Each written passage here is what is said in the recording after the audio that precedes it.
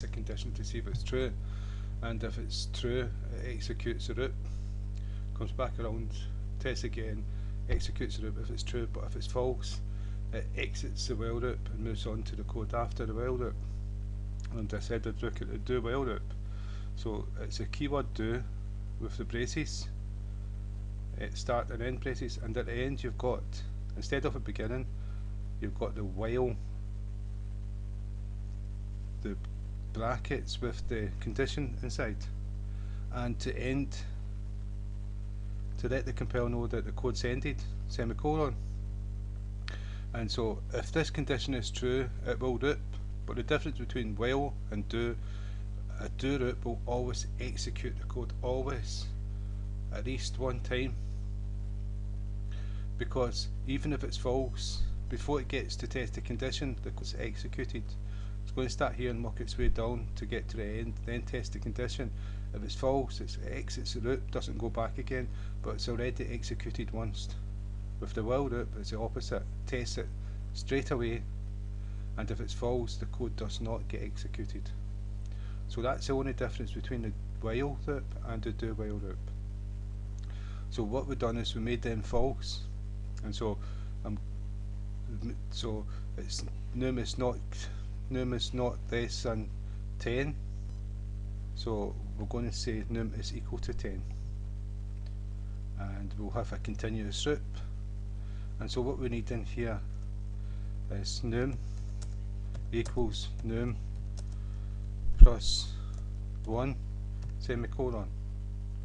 So it's going to start at 10, we'll start it at 8 and it'll do it twice. And so it's going to start at 8, it's going to get executed, and we're going to put this inside the code.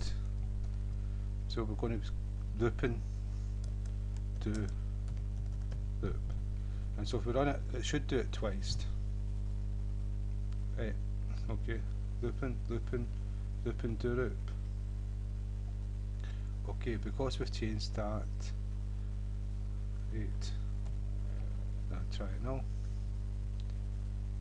Okay, we've just got it once, so it was not equal to 10, and so it exited. So what we'll do is we'll say if it's less than 10, so S true, and so it will do it 2 times. So done it first, started at 8, incremented it, then tested the condition, which it was now 9. So looped again, 9, printed the loop, changed it to 10, test the condition, and it was no longer less than 10, so exited the loop.